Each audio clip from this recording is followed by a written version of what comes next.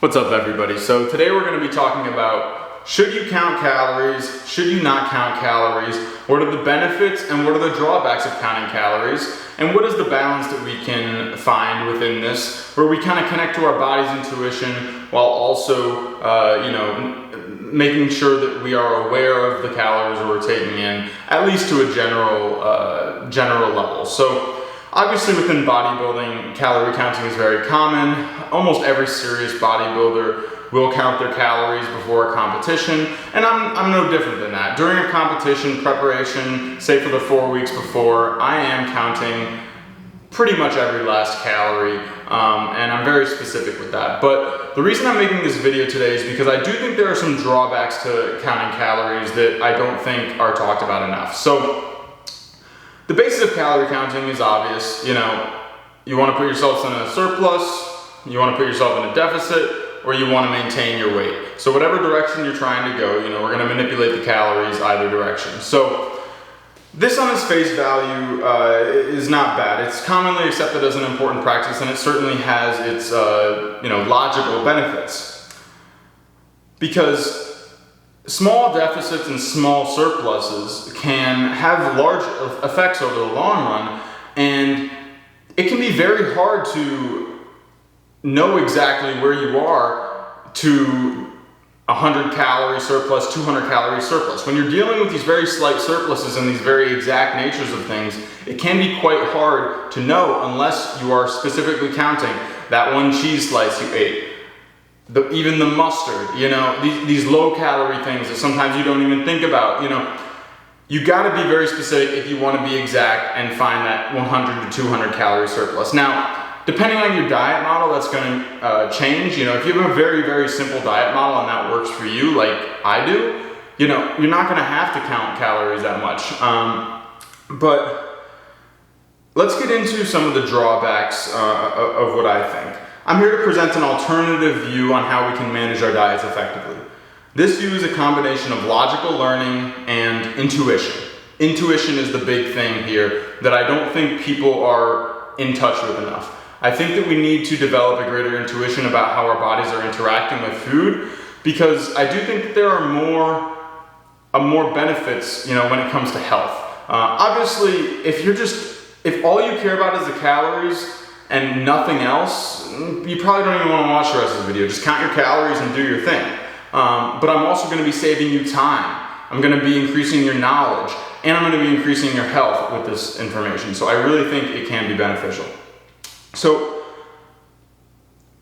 like I said, when I'm prepping for a competition, I'm counting every last calorie, those last 4 weeks. And I do educate myself about how many calories are in certain foods. 85% ground beef is going to be 980 calories from Aldi. 93% is going to be 680. A pound of chicken is about 700. A tablespoon of maple syrup is 70. A tablespoon of honey is 90. So I do make sure that I know these things, both because it just makes it more efficient. I can just go in the kitchen and be like, what do I want to sweeten the coffee with today? What do I want to put with the hot sauce and the chicken? This is mostly during a prep, right? But yeah. When prepping, it's important to be fairly exact, so I see the wisdom there. However, I do not exactly count calories in the off-season, and sometimes I don't even think about them at all, to be frank with you. The primary reason for this is because, number one, it's a mental stressor and can create bad habits when it comes to eating. Over-restriction, overthinking, self-judgment, all of these things can come up. I've seen people stress about it so much that they even end up falling off of their diet, right? They're so stressed out by the calorie counting that they just say, I'm done with this. I'm just gonna move on. This is too much, So that's another benefit of what I'm gonna present here is, and it's all based around the intuition, is, just don't overthink it, people. It's much simpler, I think, than most people think. Once you make the decision to educate yourself, to develop, and make the decision to consistently develop an intuition about food, both on a calorie level and in terms of how it's interacting with your body in the gut, and in general health terms. Second, it can be a block to our intuitive connection to our body. This is the main thing I'm going to be talking about here. I think the intuitive connection is underappreciated in today's age, because today's age is very based around science-based lifting. You know, you have all these people online, no knock on them. I learned from a lot of these people like Jeff Nippard and Dr. Mike Israetel and Greg Doucette and Derek from More Place More Days. You know, all these big fitness YouTubers that are sharing, mostly Nippard and Dr. Mike, I would say, are the primary science-based lifters in today's day and age. So because of this science-based lifting, I think there's a growing trend of people who want to be exact about everything, and I have no problem with that. I'm a very intellectually or logically minded person, and I do utilize these things, but I think they're being overutilized and relied upon in a negative sense, which is disconnecting us from our bodies. In a way, what I'm proposing here, which is a more intuitive way of eating, is kind of like a bro science, where I'm taking the stance that we all have these unique bodies, and as you start to allow intuition to creep in, you're going to be more in touch with your own unique body, and so you can utilize the knowledge that you're gaining from these science-based lifters, but then you can apply it to your own body. If you're not developing the intuition, it's very hard to take that information and make it more efficient. So these aren't necessarily exact methods, but methods that seem to work for person X, but are not necessarily supported by science, or just unsupported. You know, I don't think intuitive eating is really something that you find in the literature. I don't even quite know how you would go about designing a study for, you know, intuitive-based eating. I could probably figure something out on that, but I haven't thought about it in any depth. I can only talk about my process, my bro process, and how I've done all of this. So, look, if you want to be exact and be exactly optimal, good for you. I have no judgments there. However, I view these things holistically, and I want my bodybuilding journey to be about more than just the results of my body. I want it to be about health, physically and mentally, and spiritually. So I think when you take it this way, you're more likely to stick to a plan. You're more likely to enjoy the process, and you are more likely to learn things about yourself. So what is the intuitive connection, and how do I build and utilize it? The intuitive connection is an inner faculty. It's one of our higher faculties. We have 6 higher faculties. Damn, it just got really dark. We have 6 higher faculties: perception, will, memory, reason, intuition, imagination. And the intuition is one of these higher faculties. Let me get a little light. Whatever. Yeah, there we go, it's coming back. Intuition is an inner faculty that can help you to analyze food intake and food quality, which is basically how a food is interacting with your body. Not necessarily, you know, oh, it has gluten in it. Some people can eat gluten, some can't, you know. Maybe we're all a little gluten insensitive, I don't know. All it requires is true attention to your food without judgment. So we must remove mental ideas about food and accept the results however they are. That's the process of true learning. Because when we do that, we're taking responsibility for what we're eating. We're taking responsibility for the effects it's having on our body, rather than diverting it away to science. And again, nothing against science. You can learn a lot there. But it might be more challenging to interface those ideas with your body. And this is coming from a guy who has tried every diet out there and a variety of different methods to lose weight, to build muscle. And I just think that, a lot of these things are overhyped. I really think that, going back, I realized that I was just projecting the idea that certain foods were bad, and that was actually what was causing me to have negative interactions with them. Certainly I've discovered that a lot of foods are bad, and I avoid processed foods, and I try to keep it organic, and I don't have too much bread and gluten. But overall, I realize I actually interface pretty well with most food groups. I'm not lactose intolerant, and I can handle a bit of bread.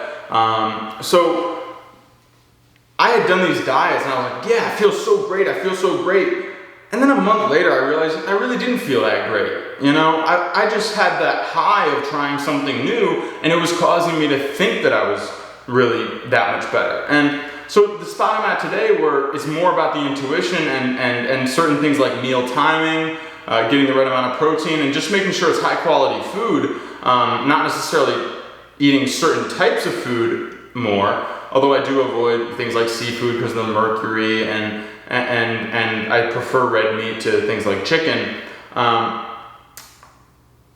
This is how you develop the intuition, all right? You gotta just remove all of the ideas you have about food. And this is not a process, like, it's very simple, but it's one of the hardest things you'll ever do too. Beginning to use these higher faculties, it's something that we've been disconnected from for a long time, and the reason that we're so disconnected from the higher faculties like an intuition is because we have all of these toxins coming in from the food, air, water, from the news, from whatever, whatever outside source. It's all just energy, and it's all coming into our consciousness, and it's making us anxious, it's making us question ourselves, it's making us depressed. And when we're in these states, we can't really operate with an intuition. And that's why I think something like a science-based lifting is so appealing to people, because it allows them to grab onto something which is true, which is helpful. And again, not knocking it, but there's no intuitive connection there to be had. All right. So at certain times, I've been quite dogmatic about food, no question about it. But now I take a more relaxed point of view. By relaxing, I can remove my mental ideas and be honest with the results that certain foods are giving me. The intuitive connection is a journey, all right? That's one thing I really want to drill into this video. Rome wasn't built in a day. I'm still continually learning about my own food relationships, despite having a fairly concrete plan and stable diet. So my general advice here really is to find balance. It's good to educate yourself and be aware of your general calorie intake. However, don't let that become an addiction of its own and negatively impact your mental health. Right now, I have a general target that I aim for. What I have found is that sometimes I'm a little above and sometimes I'm a little below that target. This is the off season again. I don't stress about, oh my God, I didn't get 300 calories today. What I think about is I said, okay, I got my 1.5 pounds of ground beef in, I had a couple pieces of bread in my coffee, that covers my bases. I cover my bases, and then I think about, I want to be in a slight surplus, blah, blah, blah. And then I watch my body. I go in the mirror, I say, what has happened in the last week? What was my lifestyle like? Was I working too hard? Was I not sleeping enough? Was I not eating enough, Again, I'm not touching on these other subjects here. I'm focusing on the intuition of food, but this is a holistic picture, right? And when you start to develop intuition, you can take a better look at the holistic picture and really put the pieces together, which is something that will give you a great sense of self-reliability, self-empowerment, and will free you from the mental stresses of a lot of these science-y things.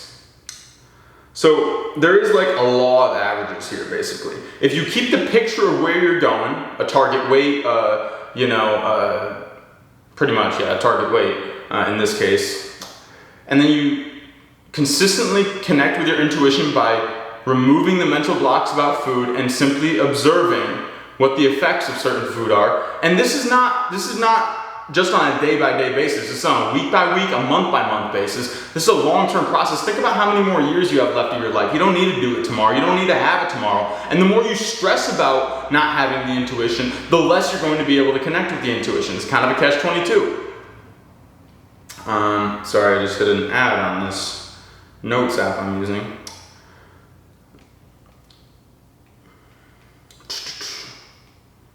Yeah.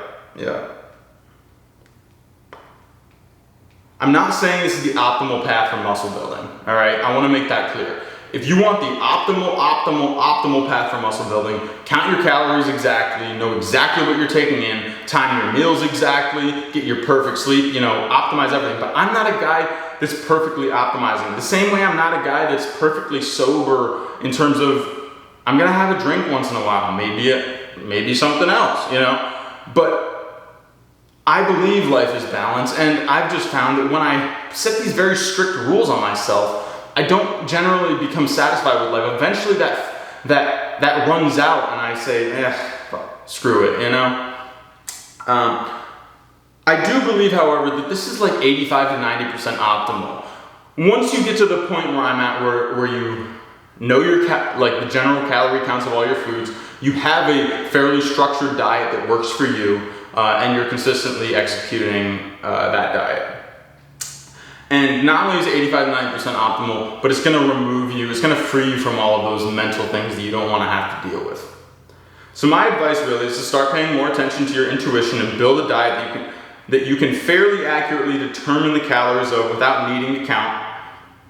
Excuse me, and don't worry about the occasional cheat meal or hitting exact numbers. I don't really think the exactness is healthy for a lot of people. All right. So that's it. I hope that was interesting or useful, and I will catch you all in another video.